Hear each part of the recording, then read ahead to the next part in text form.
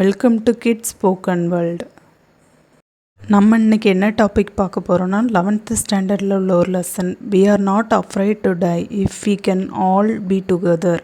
இந்த லெசன் வந்து ஒரு ரியல் ஸ்டோரி. இதை எழுதின ரைட்டர் யாருன்னா Gordon Hook and Alan East. இந்த ஸ்டோரி எழுதின கார்டன் ஹூக் தான் இந்த ஸ்டோரியோட நரேட்டர். அதாவது இது வந்து இவரோட ஸ்டோரியை தான் அவர் வந்து சொல்ல போகிறாரு. அவரோட சீ வாயேஜை பற்றி தான் இந்த லெசனில் சொல்லியிருப்பார். அதாவது அவரோட கடற்பயணத்தை பற்றி சொல்லியிருப்பார். ஸ்டோரிக்குள்ளே போகிறதுக்கு முன்னாடி நம்ம இதில் உள்ள கேரக்டர்ஸை பார்த்துடலாம். இதில் வந்து கார்டன் ஹூக், அவரோட ஒய்ஃப் வந்து மேரி, அவருக்கு வந்து ஒரு சன் ஒரு டாட்டர். சன்னோட நேம் ஜோனத்தான், 6 years old. பொண்ணோட நேம் ஜூசன், அவள் வந்து 7 years old. நம்ம இப்போ ஸ்டோரிக்குள்ளே போகலாமா? 1976 ஜூலையில் தான் இந்த ஸ்டோரி பிகின் ஆகுது. கார்டன் ஹூக்கும் அவரோட ஃபேமிலி மெம்பர்ஸ், அதாவது இவங்க 4 பேருமே சீ வாயேஜ் பண்ணணும்னு நினைப்பாங்க. கார்டன் ஹூக்கோட ரொம்ப நாள் கனவு அது. கார்டன் ஹூக் வந்து 37 years old. அவருக்கு வந்து கேப்டன் ஜேம்ஸ் குக் வந்து 200 வருஷத்துக்கு முன்னாடி சீ வாயேஜ் பண்ணியிருப்பார். அதாவது வேர்ல்டு ஃபுல்லாக சீ வாயேஜ் பண்ணியிருப்பார். அதே போல் இவருக்கும் வேர்ல்டு ஃபுல்லாக சுற்றணும்னு ஆசை. அவரோட போட்டில் வந்து சுற்றணும்னு ஆசை. அதுக்காக வந்து கார்டன் ஹூக் வந்து கடந்த 16 வருஷமாக இவர் வந்து இந்த சீ வாயேஜ் போகிறதுக்காக தன்னை வந்து ப்ரிப்பேர் பண்ணிகிட்டு இருப்பார். அவரோட ஸ்கில்லை வந்து வளர்த்துட்ருப்பார். என்னென்னா ரஃப்பான வெதர் இருக்கும்போதுலன்னா அவரோட போட்டு வேவ் வாக்கர், அவரோட போட்டு நேம் வந்து வேவ் வாக்கர். அந்த வேவ் வாக்கரை எடுத்துகிட்டு சீக்குள்ளே போவார். ரஃப் வெதர் இருக்கும்போதெல்லாம், ரெய்னி சீசனாக இருந்தாலும் சரி, இல்லைன்னா ஸ்டார்ம், அந்த டைம் தான் மெயினாக எடுத்துகிட்டு போவாங்க. ஏன்னா சீ வாயேஜ் வந்து லாங்காக போனோம்னா நிறைய சஃபரிங்கை வந்து ஃபேஸ் பண்ணணும்ல. அதனால் எல்லாமே ஓவர் கம் பண்ணுறதுக்கு இவருக்கு ஸ்கில் இருக்கணும்னு சொல்லிட்டு எப்பப்போ ரஃப் வெதர் இருக்கோ அப்பப்போல்லாம் போட்டை எடுத்துகிட்டு போய் இவர் வந்து டெஸ்ட் பண்ணி பார்ப்பார். இந்த நரேட்டரோட போட்டு வந்து போட்டோட நேம் வேவ் வாக்கர். அது வந்து 23 மீட்டர் ஹைட்டும் 30 டன் வெயிட்டும் உள்ள ஒரு போட்டு. இந்த நரேட்டர் வந்து லாஸ்ட்டு 3 years தான் 1,05,000 கிலோமீட்டர் வந்து பிளேமவுத், அதாவது இங்கிலாண்டுக்குள்ளே வந்து சீ வாயேஜ் பண்ணியிருப்பார் அவரோட போட்டில். இப்போ தான் ஃபஸ்ட் டைம் வந்து அவர் வந்து சதர்ன் இந்தியன் ஓஷனுக்கு வந்து போகலான்னு டிசைட் பண்ணியிருக்காரு. ஒரு லாங் ஜேர்னி. அதாவது அவருக்கு அந்த கேப்டன் மாதிரியே இவரும் ஒரு வேர்ல்டு ஃபுல்லாக அதை சீ வாயேஜ் பண்ணணும்னு ஆசைப்படுறாள். அதனால அவரோட ஃபேமிலியை கூட்டிட்டு லாங் வாயேஜ் போகணுன்னு டிசைட் பண்ணியிருக்காரு. சதர்ன் இந்தியன் ஓஷனில் வந்து சீலாம் ரொம்ப ரஃப்பாக இருக்கும். ஸோ தனியாக வந்து ஹேண்டில் பண்ண கொஞ்சம் கஷ்டமாக இருக்கும்னு சொல்லிட்டு இவர் வந்து 2 பர்சனை வந்து கூப்பிட்டு போவார். அவங்க வந்து க்ரூ டீம்னா என்னென்னா, அதாவது அவங்க வந்து ஆஃபீஸர் கிடையாது, ஆனால் வந்து ஷிப்பெல்லாம் ஆப்ரேட் பண்ணுறவங்க. அப்படி 2 பேரை கூட்டிகிட்டு போவாங்க. ஒருத்தர் வந்து அமெரிக்கன், அவர் பேர் வந்து லாரி விஜில். இன்னும் ஒருத்தர் வந்து ஸ்விஸ் கண்ட்ரியை சேர்ந்தவர், அவர் பேர் வந்து ஹெர்ப் சேக்லர். இவங்க வந்து சீ வாயேஜ் ஸ்டார்ட் பண்ண செகண்ட் டே தான் கேப் டவுனை வந்து கடக்குறாங்க. அப்புறம் கேப் டவுனை தாண்டின பிறகு வந்து அங்கே கெயில்ஸ் வருது. கெயில்ஸ்னால் என்னென்னா ஸ்ட்ராங் விண்ட், அதாவது சூறாவளி மாதிரி ரொம்ப ஸ்ட்ராங் விண்டாக இருக்குது, காற்றடிச்சிட்டே இருக்குது. அப்போது வேவ்ஸ்லாம் வந்து ரொம்ப ஹையாக இருக்குது. அந்த வேவ்ஸ் வந்து எவ்வளோ ஹைட்டுக்கு வருதுன்னா 15 meters ஹைட்டுக்கு. அதாவது மெயின் மாஸ்ட், அந்த போட்டில் உள்ள மெயின் மாஸ்ட்னால் என்னென்னா நடுவில் ஒரு பார் மாதிரி ஹைட்டாக இருக்கும்ல, அந்த ஹைட்டுக்கு வந்து வேவ்ஸ்லாம் ஸ்ட்ராங் வேவ்ஸாக வருது. டிசம்பர் 25 வந்து அவங்க 3,500 கிலோமீட்டர்ஸ் கேப் டவுன்லேருந்து 3,500 கிலோமீட்டர்ஸ் தள்ளி வந்திருப்பாங்க. அப்போ வந்து டிசம்பர் 25 கிறிஸ்மஸில் இவங்க கிறிஸ்மஸையும் அவங்க போட்லேயே வந்து வேவ் வாக்கர், போட்டு நேம் வந்து வேவ் வாக்கரில், அந்த வேவ் வாக்கர்லேயே அவங்க வந்து கிறிஸ்மஸ் ட்ரீலாம் வச்சு அவங்க செலிப்ரேட் பண்ணுறாங்க. இங்கே ஸ்ட்ராங் விண்ட் ப்ளோ ஆனாலும் கூட ஹாப்பியாக செலிப்ரேட் பண்ணுறாங்க. எப்படியாவது அவங்களோட சிச்சுவேஷன் வந்து மாறும்னு நினைக்கிறாங்க. ஆனால் நியூ இயரும் வருது. நியூ இயர் வந்தாலுமே நியூ இயர் வரைக்குமே அந்த வெதரில் வந்து எந்த சேஞ்சஸும் இருக்காது. இப்படியே ஸ்ட்ராங் விண்ட், அதாவது கெயில்ஸ் வந்து ப்ளோ ஆகிட்டே இருக்கும். இவங்க வந்து எப்படியாவது சிச்சுவேஷன் சேஞ்ச் ஆகும்னு நினைக்கிறாங்க. ஆனால் வந்து ஜனவரி 2 வந்து அவங்களோட சிச்சுவேஷன் வந்து இன்னும் ஒஸ்ட் ஆகுது. என்னென்னா வெதர் வந்து ரொம்ப க்ரூயலாக இருக்குது. எப்படின்னா ரொம்ப ஸ்ட்ராங் வேவ்ஸாக இருக்குது. அது மட்டும் இல்லை, அந்த வேவ்ஸோட சவுண்டு வந்து காதை கிழிக்கிற அளவுக்கு, அதாவது பெயின்ஃபுல் டு இயர்ஸ், அவங்களுக்கு காதை வலிக்குது, அந்த அளவுக்கு சத்தமாக இருக்குது. அதனால இவங்க வந்து லைஃப் ஜாக்கெட்லாம் வியர் பண்ணுறாங்க. லைஃப் ஜாக்கெட்னால் அவங்கள சேவ் பண்ணிக்கிறதுக்கான ஜாக்கெட். இப்போ வந்து டைம் வந்து 6 PM ஆகுது. அப்போது வந்து விண்டெல்லாம் இப்போ வந்து விண்ட் இல்லை, நோ விண்ட். அது மட்டும் இல்லை, ரொம்ப சைலன்ஸாக இருக்குது. ஏதோ ஒரு something bad is going to happen, அந்த மாதிரி ஏதோ ஒரு கெட்டது நடக்க போகுதுன்னு அவங்களுக்கு தெரியுது. திடீர்னு அவங்க ஷிப்பே ஒரு க்ளவுட் வந்து கவர் பண்ண எப்படி இருக்கும் அந்த மாதிரி கவர் பண்ணுற மாதிரி தெரியுது. லாஸ்ட்டில் பார்த்தா அது க்ளவுட் கிடையாது. அந்த வேவ் வந்து அவங்க ஷிப்பையும் தாண்டி ஒரு 2 மடங்கு ஹைட்டில் வந்து இந்த வேவ் வந்து வருது. வந்தோடனே இவங்களோட போட்டுக்குள்ளே ஃபுல்லாக தண்ணி வந்துடுது, சீ வாட்டர் வந்துடுது.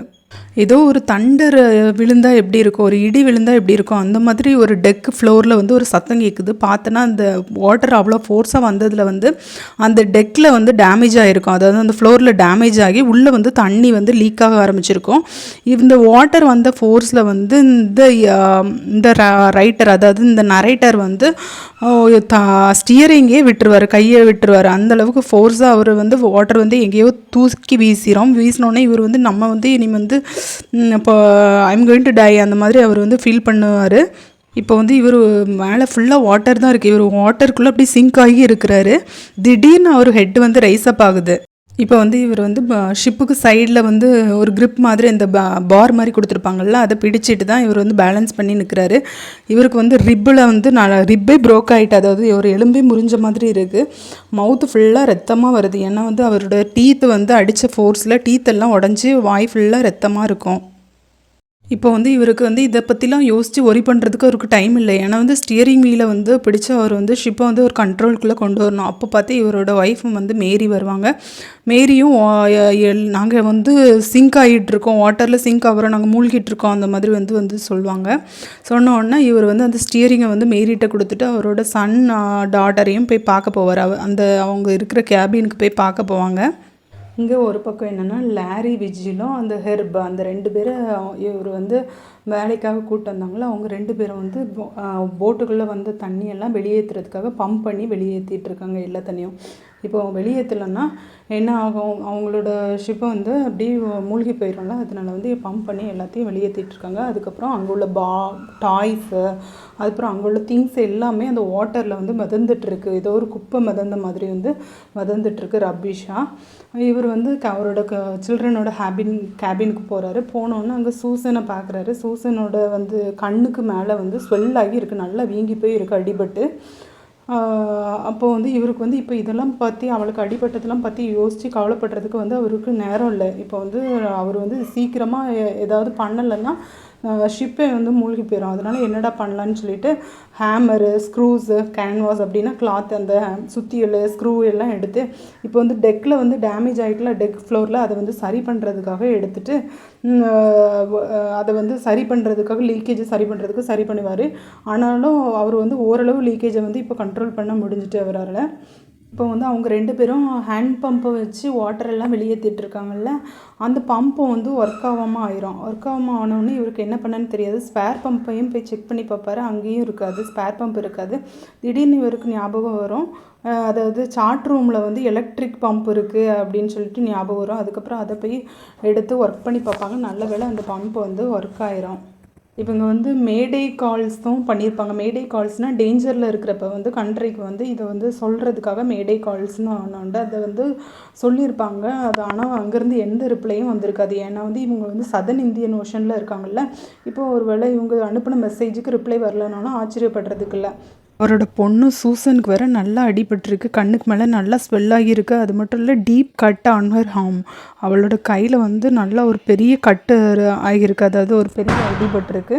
ஆனால் வந்து அந்த பொண்ணு வந்து அதை வந்து சொல்லவே இல்லை. அப்போ நீ ஏன் சொல்லலைன்னு சொல்லிட்டு அந்த கார்டன் ஹூக் கேட்டோன்னு அவள் சொல்வாள், I don't want to worry you when you are trying to save us all. அதாவது நீங்கள் வந்து எங்களை எல்லாரையும் காப்பாற்றணும்னு ட்ரை பண்ணிகிட்டு இருக்கப்ப நான் இதை சொல்லி உங்களை கஷ்டப்படுத்தணும்னு விரும்பலை, அதனால தான் சொல்லலைன்னு சொல்லிட்டு அவரோட பொண்ணு வந்து சொல்வாள். இது எல்லாமே நடந்தது January 2. இப்போ January 3 வந்து வாட்டர் வந்து கொஞ்சம் கண்ட்ரோல் ஆயிரும். பம்ப் பண்ணி வெளியேற்றணுன்னு கொஞ்சம் கண்ட்ரோல் ஆயிரும். ஆனாலுமே இந்த கார்டன் ஹுக் வந்து ஏதோ தப்பாக இருக்கிற மாதிரி தோணும். அதாவது போட் வந்து பாதி வந்து அண்டர் வாட்டரில் இருக்கும், பாதி பார்ட்டு தானே வெளியே இருக்கும். உள்ளே இருக்க பார்ட்டில் வந்து வாட்டருக்குள்ளே இருக்கிற பார்ட்டில் வந்து ஏதோ லீக்கேஜ் இருக்குன்னு வந்து அவருக்கு தோணும். அதனால நம்ம வந்து ஆஸ்திரேலியா வர இதில் வந்து நம்ம ஜேர்னி பண்ண முடியாது, இந்த போட்டை வச்சு ஜேர்னி பண்ண முடியாது. அதனால் பேசாமல் நம்ம பக்கத்தில் இருக்க ஒரு ஐலாண்டுக்கு எங்கேயாவது போயிடுவோன்னு சொல்லிட்டு சார்ட் ரூமுக்கு போய் வந்து பக்கத்தில் உள்ள ஐலாண்டு வந்து செக் பண்ணி பார்ப்பாரு. அப்போ வந்து ஐல் ஆம்ஸ்டர்டாம் அப்படிங்கிற ஒரு ஐலாண்டு வந்து ஸ்மால் ஐலாண்டு, அது வந்து ஒரு பின் ட்ராப், அதாவது ஒரு ரொம்ப சின்ன ஒரு ஐலாண்டு. அந்த ஐலாண்டுக்கு பேசாமல் போயிடலாம் அப்படின்னு டிசைட் பண்ணுறாரு. அந்த ஐலாண்டுக்கு போகிறதுமே இந்த வேவ்ஸ் எல்லாம் காம் ஆனால் தான் போக முடியும்னு சொல்லிட்டு அவர் வந்து நினைக்கிறாரு. இப்போ வந்து January 4 ஆகிட்டு, இப்போது 2 நாளுமே January 2, 3 இந்த 2 நாளுமே அவங்களாம் எதுவுமே சாப்பிடல. அதாவது இந்த ஒரு ஸ்ட்ரகிளில் இருக்கிறப்ப அவங்க வந்து எதுவுமே சாப்பிடாமல் இருப்பாங்க. அப்போ January 4 தான் அவங்க வந்து சாப்பிட்றாங்க. கிராக்கர் பிஸ்கட்ஸும் கார்ன்டு பீஃபும் வந்து இருக்கிறத வச்சு அவங்க சாப்பிட்றாங்க. நிறைய அந்த வாட்டர்லேயே அடிச்சுட்டு போயிட்டு இருக்கிற சாப்பாடை சாப்பிடுவோம்னு சாப்பிட்றாங்க. அதுக்கப்புறம் January 5 வந்து இவங்களோட சிச்சுவேஷன் வந்து ரொம்ப பேட் ஆகுது. அப்போ வந்து இவரோட பையன் ஜோனத்தான் வந்து இந்த நரேட்டர்கிட்ட கேட்குறான், நம்ம வந்து ஒருவேளை இறந்து போயிருமா அப்படின்னு சொல்லிட்டு, if we go to die அந்த மாதிரி அந்த மாதிரி பையன் வந்து அந்த நரேட்டர்கிட்ட கேட்டோன்னா அவர் வந்து இல்லை, நம்ம எப்படியாவது இந்த ஸ்ட்ரகிள்லேருந்து வெளியே வந்துடலாம் அப்படின்னு சொல்லிட்டு சொன்னோன்னே, இல்லை daddy, we are not afraid to die if we all be together. அதாவது நம்ம எல்லாருமே சேர்ந்து தானே இருக்கோம், மம்மி, நீங்கள், சூசன், அக்கா எல்லோரும் சேர்ந்து இருக்கிறதுனால நான் வந்து சாகிறதுன்னு நினச்சி நம்ம கவலைப்படலை. ஏன்னா நம்ம வந்து எல்லாருமே சேர்ந்து தானே இருக்கோம், வி ஆர் ஆல் டுகெதர் அந்த மாதிரி சொல்லுவான். இப்போ வந்து நம்ம இந்த லெசனோட டைட்டில் வந்து எதுக்கு இந்த சாப்டருக்கு வச்சுருக்காங்கன்னு நம்ம வந்து அண்டர்ஸ்டாண்ட் பண்ணிக்கலாம். இந்த வார்த்தையை கேட்ட உடனே அந்த டேடி, அதாவது நரேட்டருக்கு வந்து எப்படியாவது நம்ம இந்த ஸ்ட்ரகிள்லேருந்து வெளியே வந்துடணும் அப்படின்னு சொல்லிட்டு ஒரு டிட்டர்மினேஷனோட வந்து அந்த ஸ்டார் போர்டுக்கு வந்து போவார். அதாவது அந்த சார்ட் ரூமுக்கு போய் ஏதாவது பண்ணணும், சரி பண்ணணும், ஏதாவது பண்ணி நம்ம இதுலேருந்து வெளியே வரணும்னு சொல்லிட்டு முடிவெடுத்து போகிறாரு. சார்ட் ரூமில் போய் அந்த ஐலாண்டுக்கு எப்படி போகலான்ட்டு சார்ட் ரூமில் போய் செக் பண்ணிகிட்டு இருக்கப்போ அவரோட பொண்ணு சூசன் வருவா. அவளோட கண்ணுக்கு மேலே வந்து ஸ்வெல் ஆகி இருக்கும்ல, இப்போ கண்ணே எப்படி சுருங்கி போன மாதிரி இருக்குது. அது மட்டும் இல்லை, அவளோட தலையிலையும் நல்லா அடிபட்டுருக்கு. ஆனால் அது வந்து அதை அவள் வந்து சொல்லவே இல்லை. ஏன்னா வந்து அப்பாவை கவலைப்படுத்தக்கூடாதுன்னு கூட சொல்லாமல் இருந்திருக்கா. அவள் வந்து ஒரு க்ரீட்டிங்கை வந்து கையில் கொண்டு வரா. க்ரீட்டிங்கை வந்து கொடுக்குறா அவங்க அப்பாட்ட. அதில் என்ன எழுதியிருக்கான்னா, I love you both and thank you.